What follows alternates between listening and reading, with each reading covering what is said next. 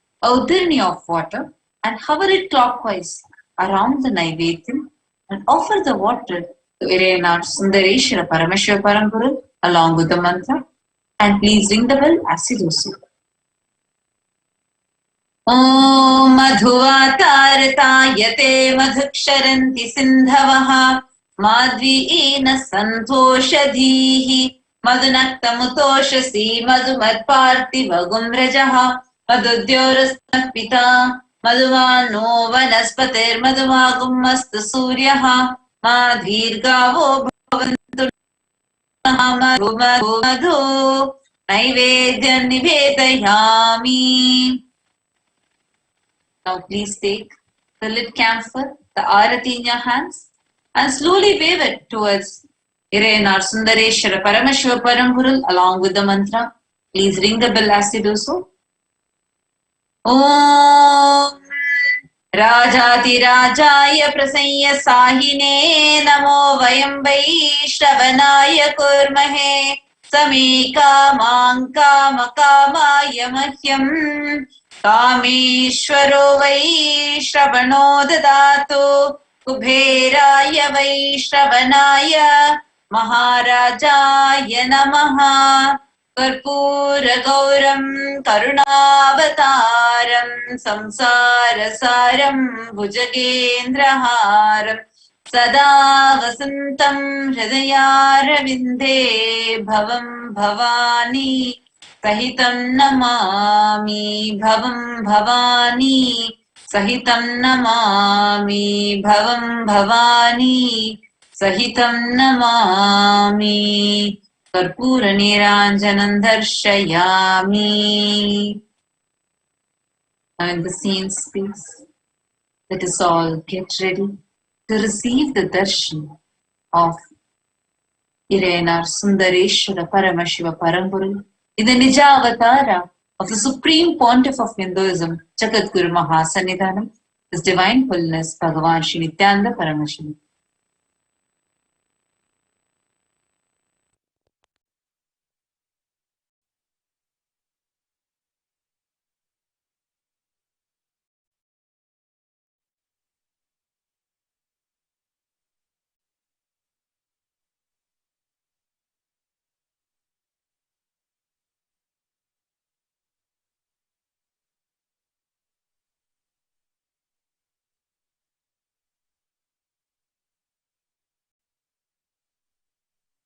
Connecting with the Divine with your eyes closed is meditation. Connecting with the Divine with your eyes open is darshan. Come, let us all now move from meditation to darshan. Slowly, very slowly, please open your eyes.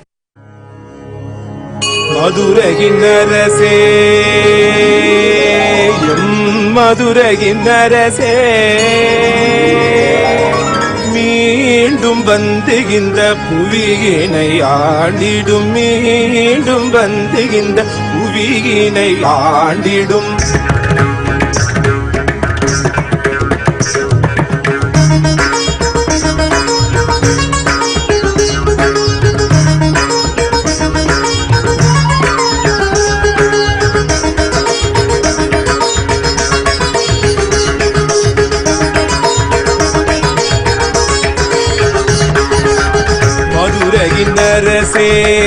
மதுரகின்னரசே மீண்டும் வந்துகின்ற புவியினை ஆண்டிடும் மதுரகின்னரசே மீனாட்சியின் சொக்கனாய் எங்களுக்கு அப்பனாய் மீனாட்சியின் சொக்கனாய் எங்களுக்கு அப்பனாய் எல்லாம் வல்ல சித்தனாய் நீ வந்து எல்லாம் வல்ல சித்தனாய் நீ வந்த நித்யானந்தா நித்யானந்தா நித்யானந்தா நித்யானந்தா மதுரையினரசே மதுரையினரசே மீண்டும் வந்து இந்த புவியினை ஆண்டிடும் மதுரையினரசே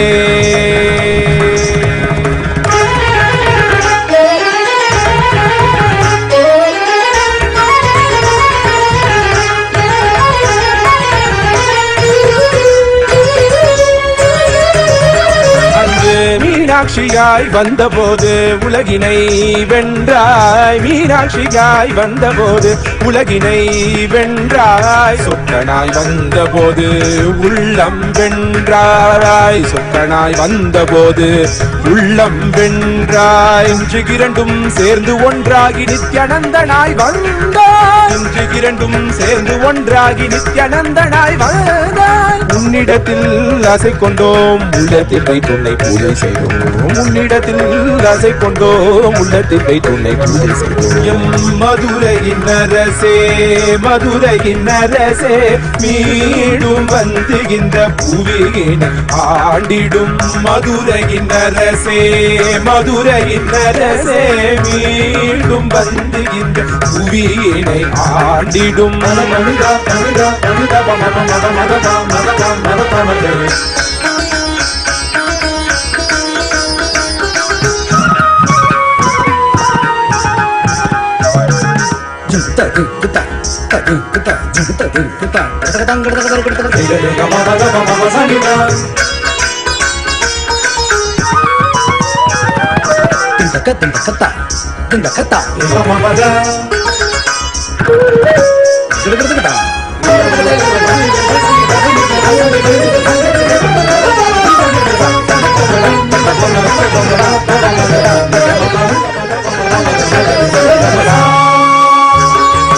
ஷியாமளா பீட்டத்தில் சிம்மம் போல் நீ அமரும் காட்சிகள் கண்டிட கண்களும் தவம் புரிந்து தினம் ஏங்குதே.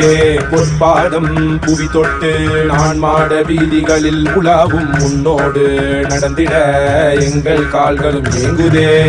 பசி போக அமுதளித்து வைகை நதி தந்து விட்டுக்கு மண் சுமந்து நீ புரிந்த லீலை எல்லாம் நினைக்கும் போதே பக்தியில் உள்ள மீண்டும் மீண்டும் வேண்டும் என்று ஏங்கிடுமே. மதுரையின் அரசே, மதுரையின் அரசே, மதுரையின் அரசே, மதுரையின் அரசே, மீண்டும் வந்து இந்த புவியினை ஆண்டிடும். மதுரையின் அரசே, மதுரையின் அரசே, மதுரையின் அரசே.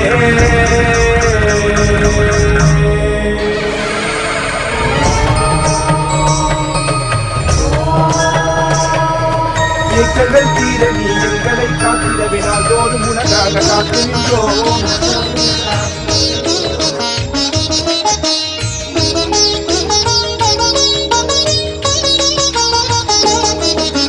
மூவேந்தராண்ட ராஜாங்கம் நம் தமிழ்நாடு என்னும் பேராகும். தென்பாண்டி மன்னன் அரசாங்கம் அது நான் மாட கூடல் நகராகும். மதுரையிலே நதி வைகையிலே கரை அமர்ந்தாள் என்னை மீனாட்சி.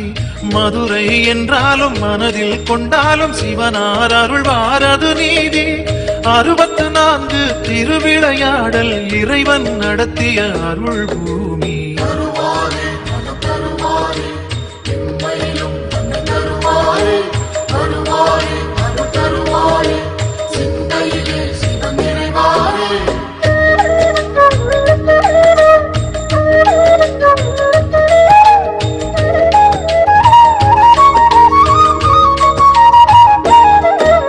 சிவகங்கை என்னும் சீமையிலே வந்த சமஸ்தானம் கொண்ட பொறுப்பினிலே சீர்மேவும் மதுரை பதியினிலே நல்ல சிறப்போங்கும் ஆசி வீதியிலே சிவதலமோ அதன் நடுவினிலே சிவலிங்கமோ அருள் வடிவினிலே சிவமே என்போர்க்கும் தவமே கொண்டோர்க்கும் ஜெயமே தருவான் நம சிவமே.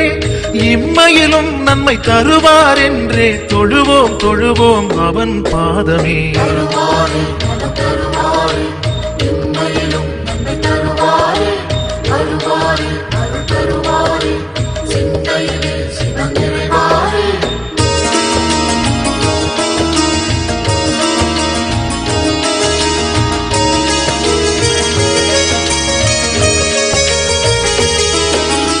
இடுகாடு காக்கும் சிவனாண்டி அவன் நாடாள வந்த ஒரு சேதி.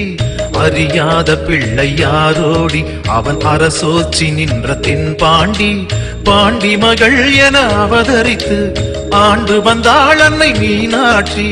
தாண்டவன் சிவனை ஆண்டிட அவளே தீயன மூண்டாள் படை நடத்தி நீரிடும் பூமுகம் நேரிடை பார்த்ததும் நூலிடை மெலிந்தாள் அழகு பதுமையே.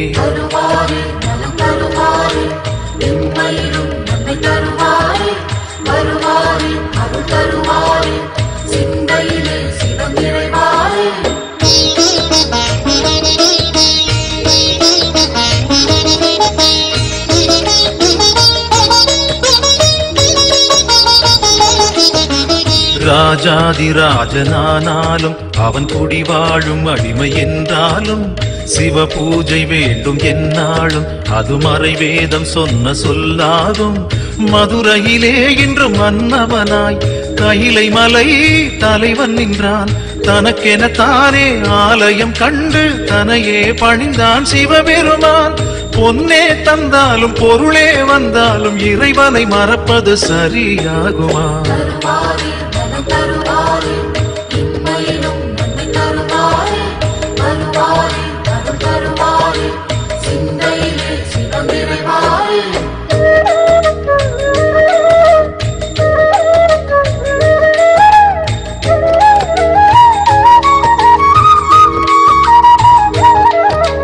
நடுவூரில் நின்ற ஒரு தெய்வம் அது நலம் வாழ வைக்கும் சிவரூபம். எம்மையிலும் நன்மை தரும் தெய்வம் அது தென் மதுரை நின்ற குல தெய்வம். சிவமயமே என் அருகினிலே மனபயமோ நான் அறிந்ததில்லை. ஓம் நம சிவாய ஓம் நம சிவாய ஹர ஹர சிவ சிவ அது வேதம். மறுஜென்மம் கொண்டாலும் மனக்குறை தந்தாலும் மறவேன் மறவேன் சிவன் நாமமே.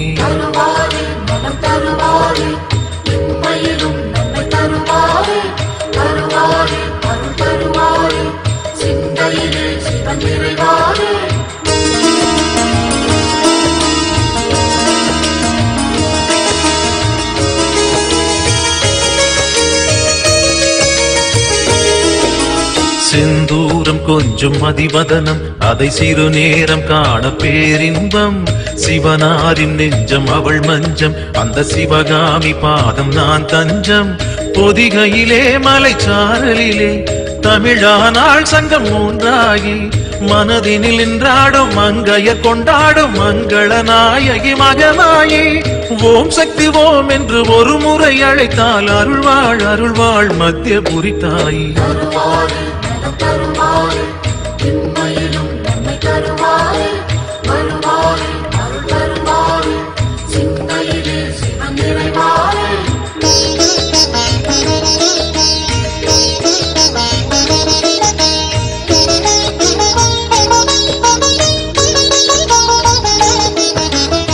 திரிபுரம் எரித்த சடையாண்டி அவன் ஒரு புறம் வாழ்வது சிவகாமி.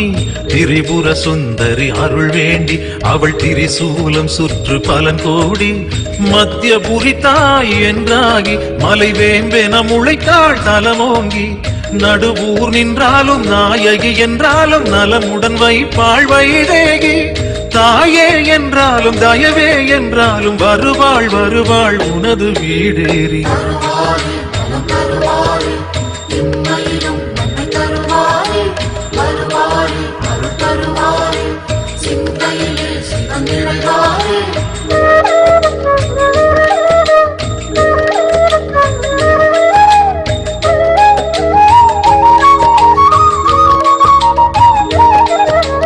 இக பரசுகம் தரும் சிவம் என்று இங்கு முனிவரும் மூவரும் வேண்டி நிற்பார். இது ஒரு அதிசயம் சிவன் இங்கு தன்னை சிவலிங்கம் வைத்து பூஜை செய்தார். இம்மையிலும் நன்மை தரும் என்னும் திருநாமம் தன்னை சூட்டிக் கொண்டார். சிவனுடல் நின்றே சிவசக்தி என்றே அன்னையும் எழுந்தாள் அவனுடனே. ஈசனின் பெருமை பேசிட நான் இங்கு பிறவியும் கொண்டேன் அதில் சுகமே.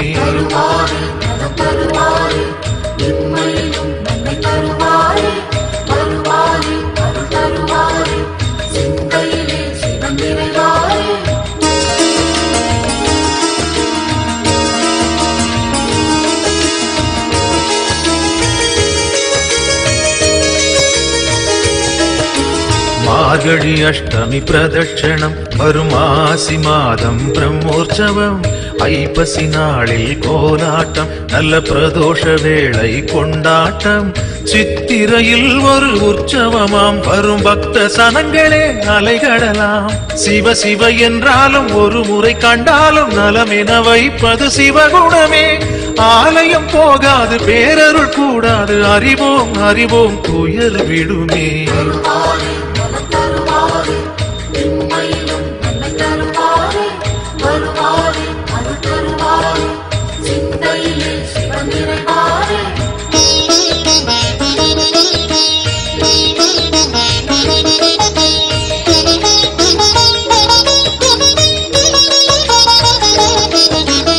ஏகதயாநிதி ஈஸ்வரனாம், நம்மை ஈன்றவள் சூருக்கு காவலனாம். சாஸ்வதமானவன் ஈஸ்வரனாம், நம் சாகச செயலுக்கு மூலவனாம். சிவபெருமான் யுக சுகம் தருவான், வழியுரைத்து நல்ல வரம் தருவான். சன்னதி வந்தோர்க்கு நிம்மதி தந்தாலும் ஈசனை நேசனை போற்றிடுவோம். நடனசபேசன் திருவருள் நாடி நடப்போம் நடப்போம் மதுரை பதி தேடி.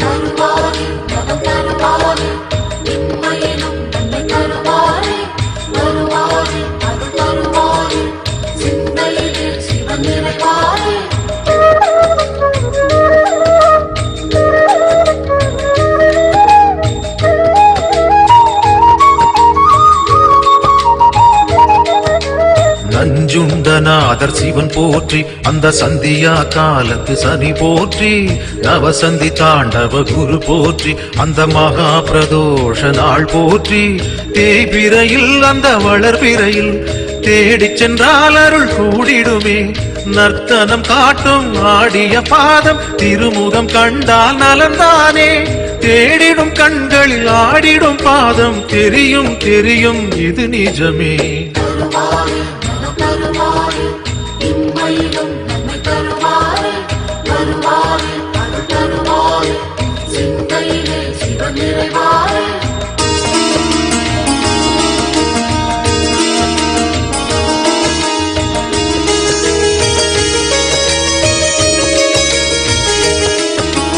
கனலென மூழ்வது சிவன் தேகம், பெரும் கருணைக்கு ஈடு அவனாகும்.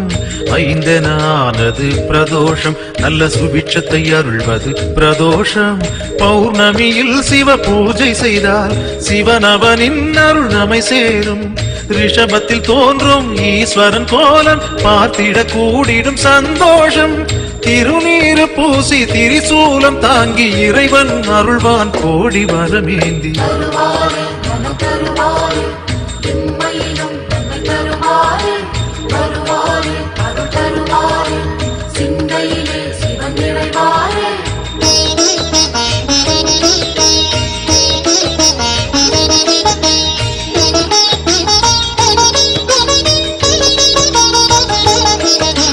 திருக்கோவில் வாசல் முன் தோன்றும் அந்த நந்தி தேவன் அருள் வேண்டும்.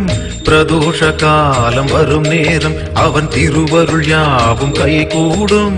எம் பெருமான் வரும் வாகனமே, எப்பொழுதும் நம் துணை வருமே. முன் நின்று நந்தியின் காதினில் கூறிடும் செய்திகள் சிவனது செவி சேரும்.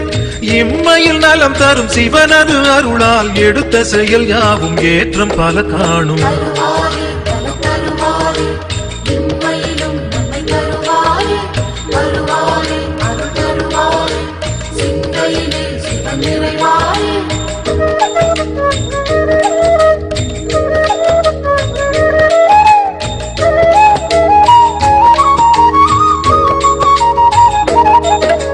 தென்னாடுடைய சிவன் போற்றி, அந்த தேவாதி தேவன் அடி போற்றி. திருவண்ணாமலை அருள் போற்றி, அங்கு தெரிகின்ற ஜோதி சுடர் போற்றி. தில்லையிலே திருச்சபையினிலே நடம்புரியும் அருள் சிவம் போற்றி.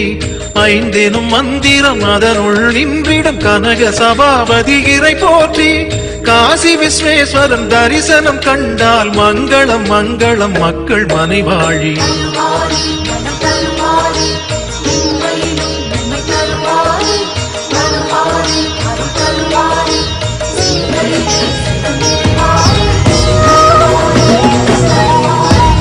राजाधिराजाय प्रशक्यशालिने नमो वयम् वै श्रवणाय कुर्महे कामे कामान् कामकामाय कामेश्वरो वै श्रवणो ददातु कुबेराय वै श्रवणाय महाराजाय नमः சனடி போற்றி சிவன் சேவடி போற்றி நேயத்தே நின்றடி மலனடி போற்றி ஆயப்பிறப்பருக்கும் மன்னனடி போற்றி சீரார் பெரும் துறையிடம் தேவனடி போற்றி ஆராத இன்பம் அருளும் மலை போற்றி ஈசனே சிந்தை கவனம் நேசனே நீ வருவாய் ஒடு கனிகளை கொண்டு உன்னை பூஜித்தோம் அருள் தருவாய் கலி என்னும் கடலினில் மூழ்கிட்டே நீ கரம் வந்து காத்திட்டு கருணை பொய்கையில் அலர்ந்திட்ட அலவர்மம் போல உன் திருவடியில் வாழ்ந்திட வாராய் அருணாச்சலனே நீ வாராய் அகண்ட ஜோதியனே வாராய் அல்லல் நீக்கிடவே வாராய் அகிலம் போற்றுகின்ற ஈசனே சிந்தை கவர்ந்த நேசனே நீ வருவாய் ஒடு கனிகளை பூஜித்தோம் அருள் தருவாய்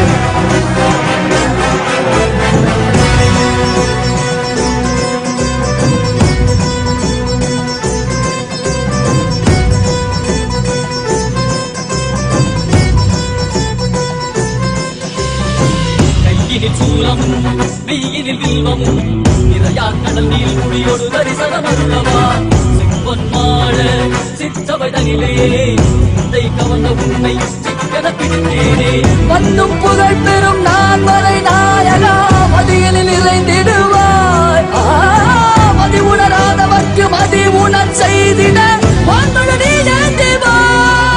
அறவாடிட சூழ்ந்திட சேர நீ வருவாய் அகம் உணர்ந்திட புறம் மகிழ்ந்திட புலித்தோலோடு நீ வருவாய்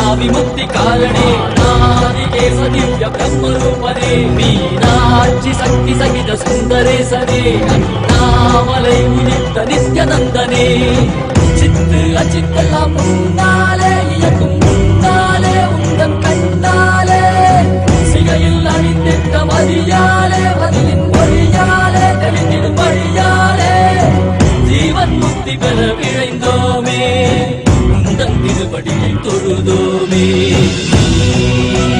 வெள்ளியாகினாய் கேள்வியாகினாய் கேள்வி காண பதிவாகினாய் ஒளியாகினாய் உலகமாகினாய் அதுமாகி அருள்படை தரும் கர்ம விதைகள் தீர்க்கும் காசிநாதனே எங்கள் கர்மம் போக்கி எம்மையாளும் நேசனே ஏகாந்தமாக ஏக பாதம் தூக்கியே மணியாரை காக்க வேண்டும் நித்யானந்தனே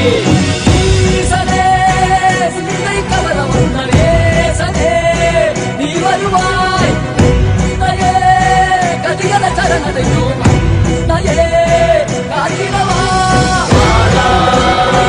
அருணாச்சலனே நீ வாராய் அகண்ட ஜோதியனே வாராய் அகிலம் போற்றிடவே வாராய் நித்யானந்தனே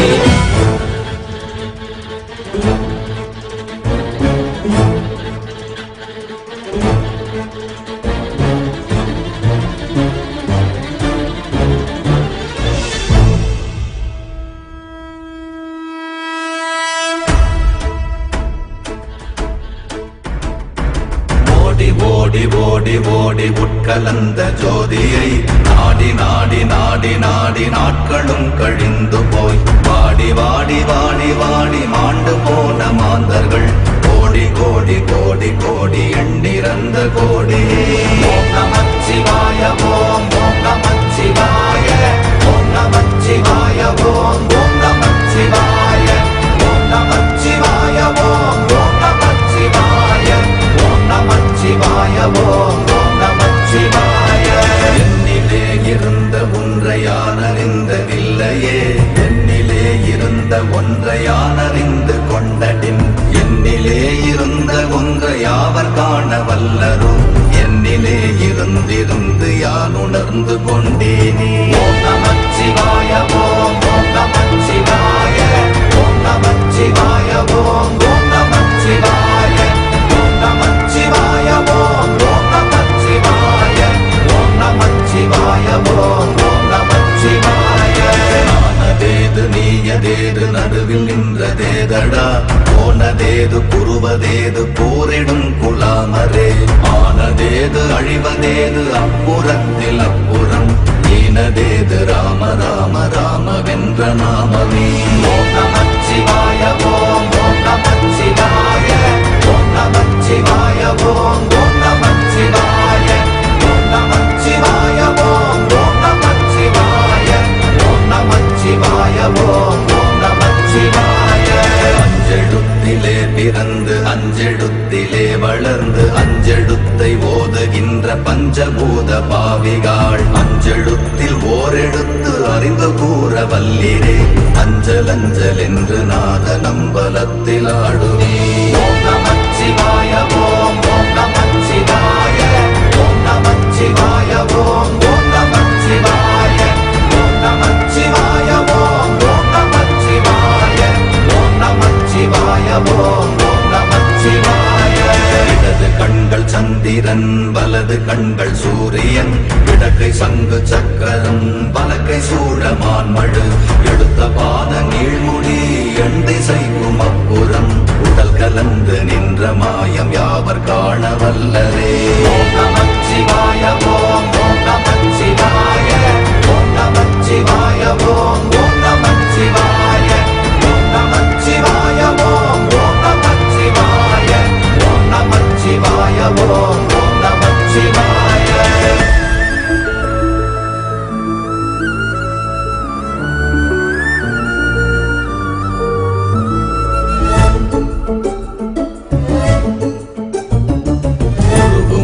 வெளியுமல்ல ஒன்றை மேவி நின்றதல்ல, மறுவுமல்ல காதமல்ல மற்றதல்ல அற்றதல்ல, பெரியதல்ல சிறியதல்ல போதுமாவிதானுமல்ல, அரியராகி நின்ற நேர்மை யாவர் காண வல்லரே. ஓம் நமச்சிவாய ஓம் ஓம் நமச்சிவாய ஓம் நமச்சிவாய ஓம் ஓம் நமச்சிவாய ஓம் நமச்சிவாய ஓம் ஓம் நமச்சிவாய ஓம் நமச்சிவாய ஓம் ஓம் நமச்சிவாய. மண்கலம் கவிழ்ந்த போது வைத்து வைத்தடுக்குவார், பெண்கலம் கவிழ்ந்த போது வேடும் என்று வேணுவார், நம் கலம் கவிழ்ந்த போது நாரும் என்று போடுவார், என் கலந்து நின்ற மாயம் என்ன மாயம் ஈசரே. ஓம் நமச்சிவாய ஓம் ஓம் நமச்சிவாய ஓம் நமச்சிவாய ஓம் ஓம் நமச்சிவாய ஓம் நமச்சிவாய ஓம் ஓம் நமச்சிவாய ஓம் நமச்சிவாய ஓம் ஓம் நமச்சிவாய.